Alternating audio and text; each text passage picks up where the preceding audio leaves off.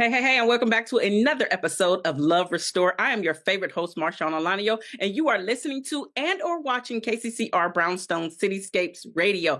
Welcome back to another episode. See, listen, we have been talking about how to become a better dater over the age of 40 when you are re-entering the dating stage because you've been gone or because it's 2025,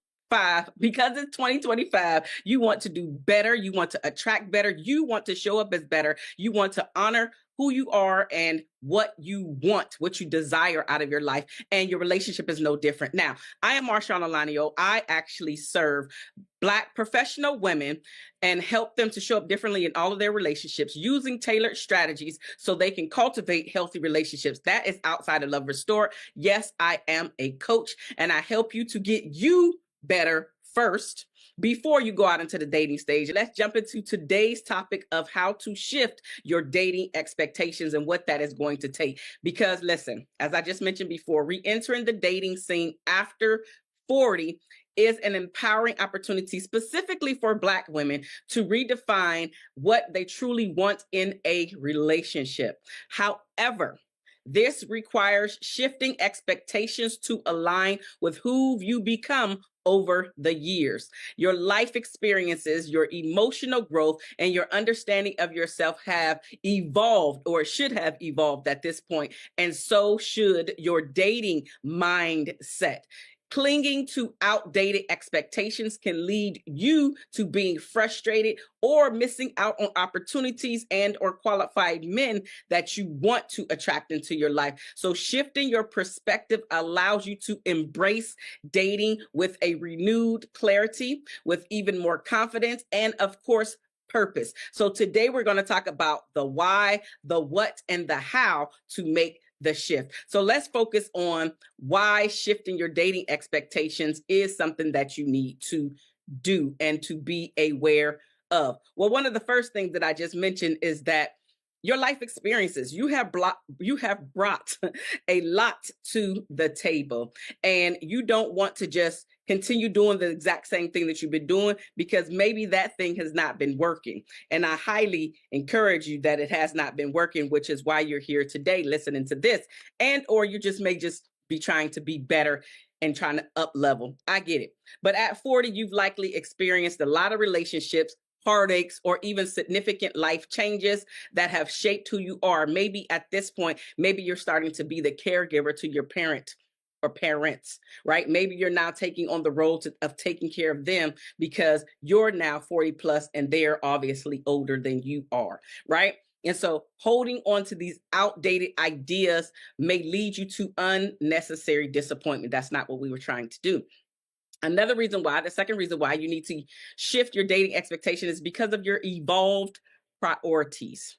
Your priorities, such as your emotional stability, your shared values, and compatibility, may differ from those that you had in your 20s and even in your 30s. Now that you're 40 and 40 plus, your priorities have absolutely evolved and shifted to needing something else, right? The third reason why you need to shift your dating expectations is because there has been a dating landscape change. Absolutely. With technology or the social norms that are now out there, the dating dynamics have changed or transformed, I should say. So recognizing these changes will prepare you for a more realistic and rewarding experience. That way, when you go out there, you're not expecting it to be sort of like when you dated 10, 20 years ago. So some of the foundational things have not changed, but meeting people has changed. The way that people meet, yes, there is organic. I still want you to keep that in mind. You can absolutely go out there and build your life and be organic and just happy-go-lucky out there meeting someone. Absolutely. But there are many other ways to meet people. Organically could also include your friend or friendship circle or somebody that you know is like, you know what, I think that you and him would be good for each other, right? So that could also, that's a part of the organic way of meeting as well. Now let's jump into what to shift in your expectations. So what should you be shifting in your expectations? The first one is to redefine what chemistry is for you. Does it matter that immediate sparks need to be there? Are immediate sparks everything? Pay attention to how someone makes you feel emotionally. Do they make you feel emotionally safe? Do you feel respected in that moment, but also over time?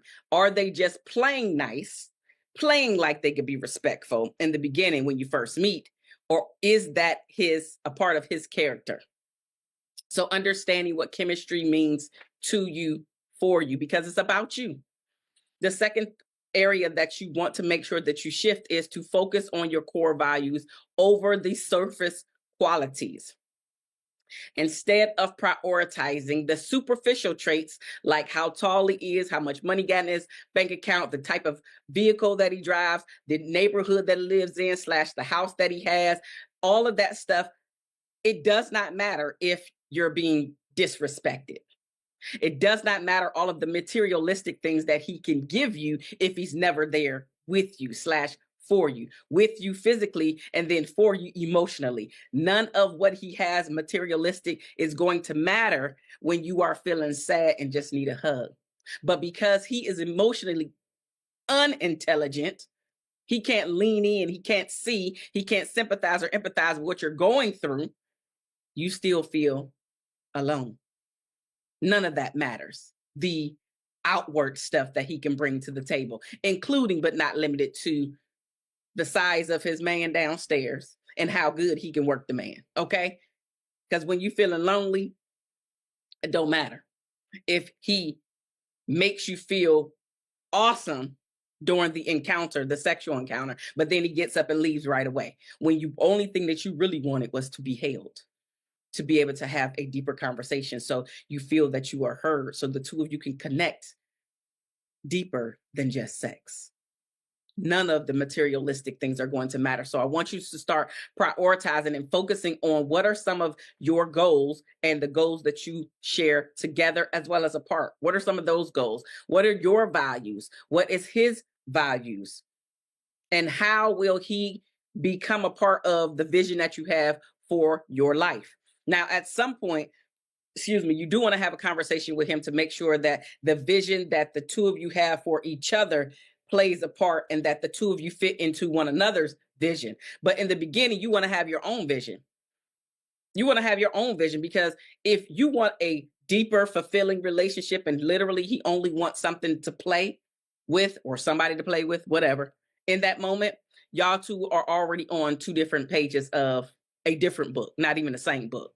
Right? So understanding what you want in this moment is absolutely going to help you to be able to show up and clarify and even eliminate the people, the men that are not for you, eliminating that energy sooner than later, so you don't feel like you're wasting a lot of time, energy, and effort, or starting to become emotionally attached to this person that has no interest in keeping you around long term. Now, this was something, honestly, I had to learn the hard way, because it was just something that I didn't know, which is why I talk about all of the experiences and I'm sharing the things that I have learned, all of the data and stuff that I've collected throughout these years, because I just didn't know what I didn't know. And one of the things that I'm specifically talking about in this moment is when I was out there dating.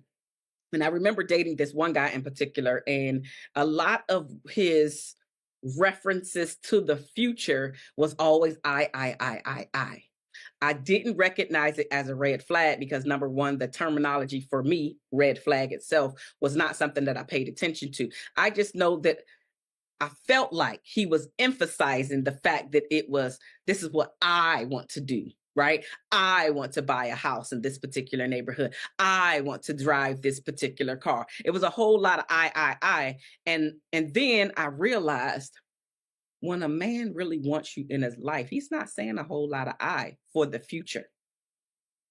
He's talking about a we. Marshaun, did not recognize that as a red flag. And because of that, partially at least because of that, because there were other things in hindsight looking back on it, that I should have paid attention to. But specifically, this was the one that, after reflecting on the relationship, I was like, he was already telling you that he didn't want you to be a part of his life. He was already telling you. But you didn't understand what he was saying, because he was never saying, Marshaun, I don't want you to be a part of my future. He was never saying that sentence. But understanding the dating dynamics. So when you go out there, you know, when they start using a lot of I language, he does not see you as a part of his future. And guess what? It's totally okay. But also now you get to make an informed decision. Do you want to stay around with somebody that clearly does not see you in their future? Do you want to continue to waste time? Or is it now time to cut ties and move on with your life and start the dating process over again? A lot of people get stuck here because they don't want to start over. Man, I've been with this dude for years. I've been in this relationship for years. I've been dealing with X, Y, and Z for years. But is that really how you want to categorize a relationship that you want to be a part of for the long haul, to death do you part? I can tell you, for me, that's a no. That's a no. I don't want to just settle in a relationship that eventually will end up exactly where I don't want it to be, which is another breakup, another heartbreak, right? Or divorce, being part of the statistic, being sad, having to go through the grief process, being angry and frustrated and shoulda, woulda, coulda. All of that stuff could be cut real short if you pay attention to not only what you want, what your needs are, what your desires are, but also is what he's saying in alignment with what you want in your life. So understanding that all of these things. So I went on a tangent. So let's get back into what other areas you should shift during your expectations. The third one is recognizing your emotional compatibility as a key factor. You have to understand that chemistry fades if emotional intelligence is not present. Somebody has to be able to capture you up here intellectually, be on your level emotionally in order for the relationship to continue. Because in a blink of an eye, life can change. The physical can completely get disfigured and change. And it's not somebody that you thought you was going to see yourself as to death do you part, because something in their being, some part of them changed.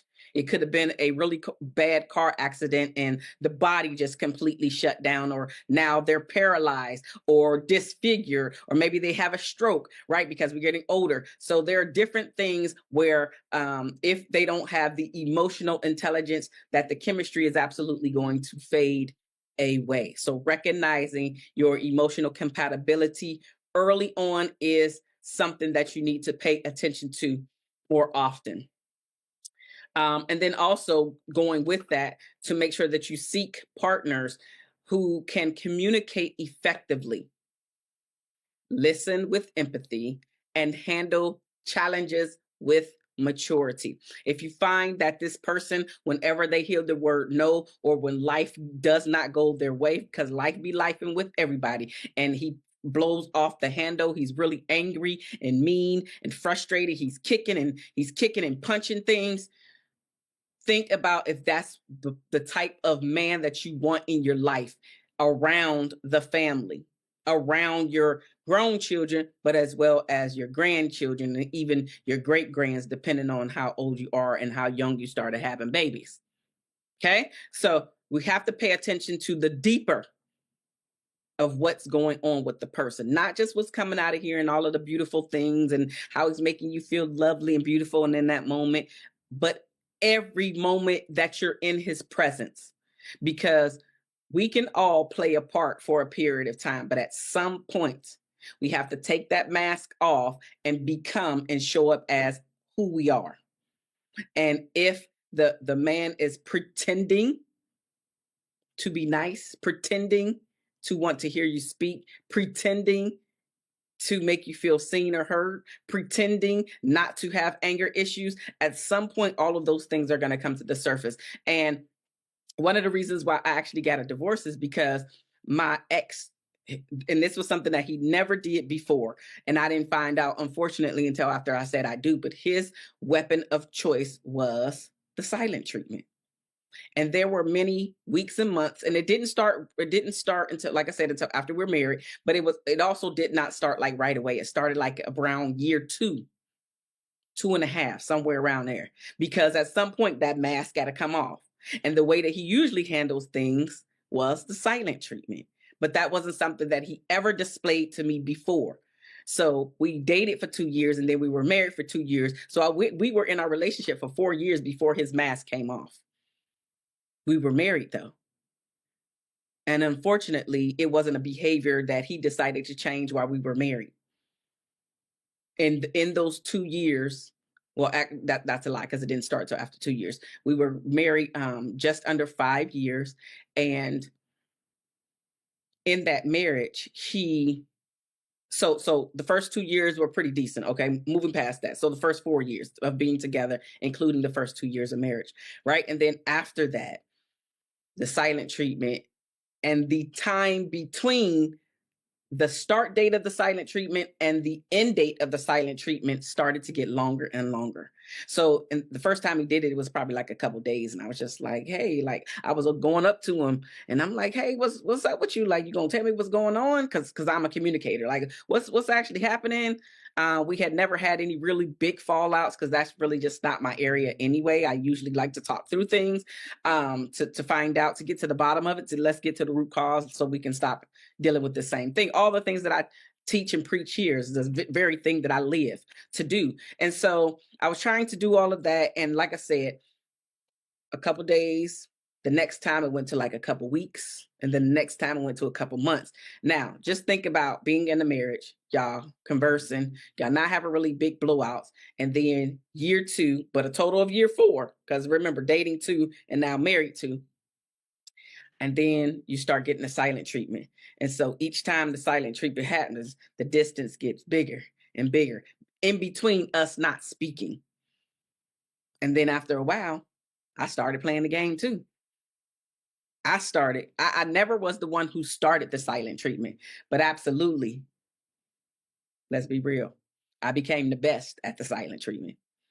And then I was just like asking myself the tough questions. Is this how I want my marriage to be? Do I want to play tit for tat until death do you part? And I was like, this is an emphatic no.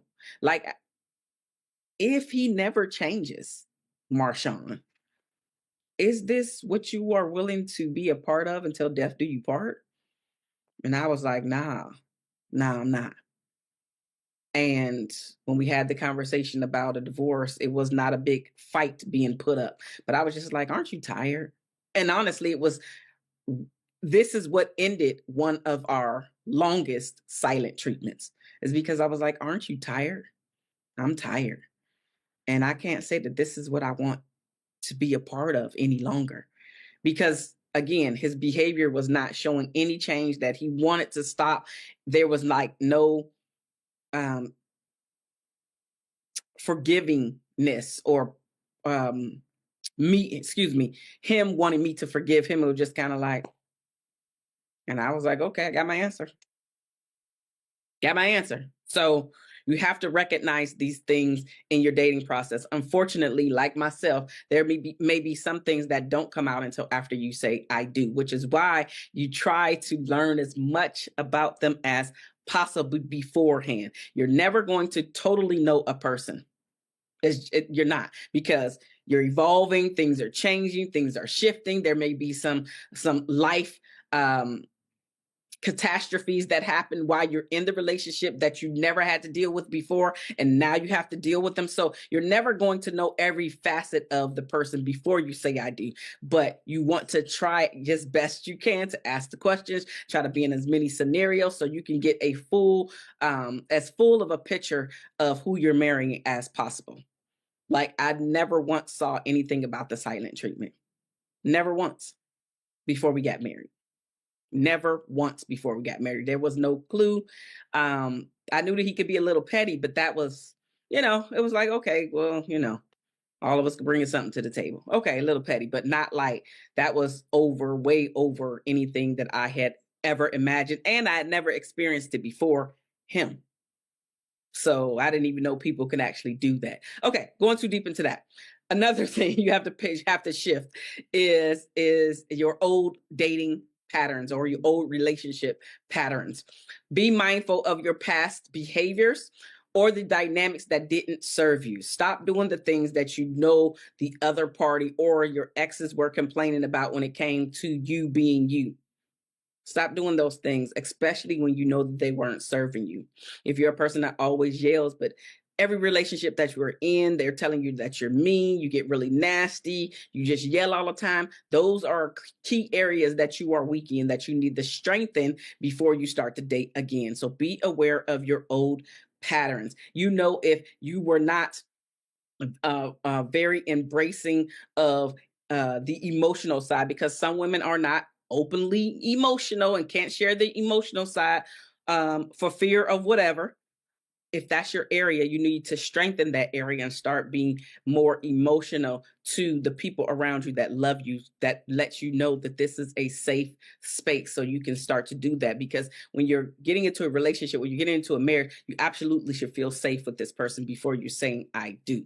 Another old relationship pattern that may have not been serving you is you holding too tight on to, and it goes hand in hand with your emotional side, excuse me, is you not being able to be vulnerable. Maybe your vulnerability meter is really close to zero, and you need to start strengthening it and sharing who you truly are, the things that you truly want out of life, your fears, your desires, to the people that are, again, that are around you in your zone of safety. So maybe that was something that wasn't serving you, and your ex or exes didn't feel like they truly could connect with you, or even that they truly knew you or understood you, because you hardly ever showed your vulnerable side, because maybe you looked at it as it being a weakness versus a strength. You being connected to your partner, them understanding you, them being able to give you grace and mercy because they really understand your background. A lot of things come into play. So recognize your old relationship patterns, and that is an area that you need to shift. The fifth area that you need to shift is to redefine what chemistry. I'm sorry, I said chemistry. To value small gestures over grand declarations. Long-term compatibility is often found in the consistent everyday actions rather than in the grand scheme or grandiose romantic gestures. I remember I was coaching a client not too long ago, and this was one of her issues with the guy she ended up breaking up with, because she really just was like, I love traveling. I love it that he pays for everything. I love that he has purchased me a wardrobe to go, and like all of these things that he had did, which was all great. Oh my God, yeah. And this had never happened to her before. So all of this felt really good. But when we were coaching, and one of her areas that she was sharing with me is just like, but what I really want is for him to be able to be a part of my every day. We have yet to be able to just wake up on a weekend and sleep in, or me clean the house, him being there, or him helping, or being able to just wake up and get coffee, walking down the street, taking a walk around the block. All of his gestures of love were really, really grand. And she was just like, they were great. Absolutely. She had a great time every time.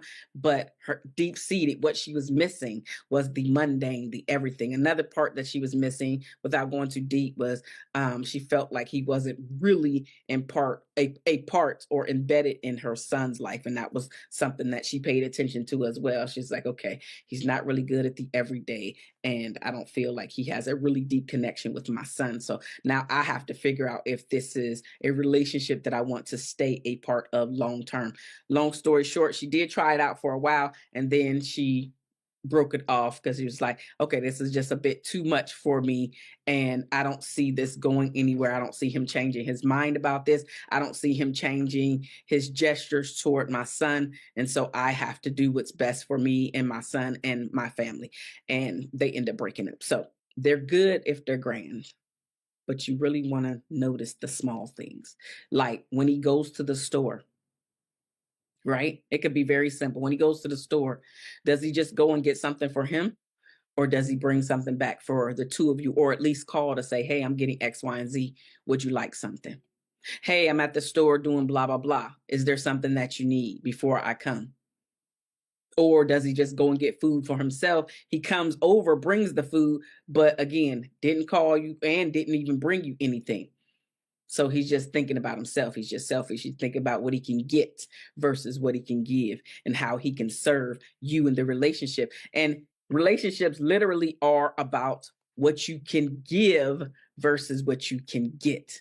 And what I like to say is if the both of you are trying to give to each other, you're trying to give, you're just trying to give, how can you think that that relationship is going to not stand the test of time?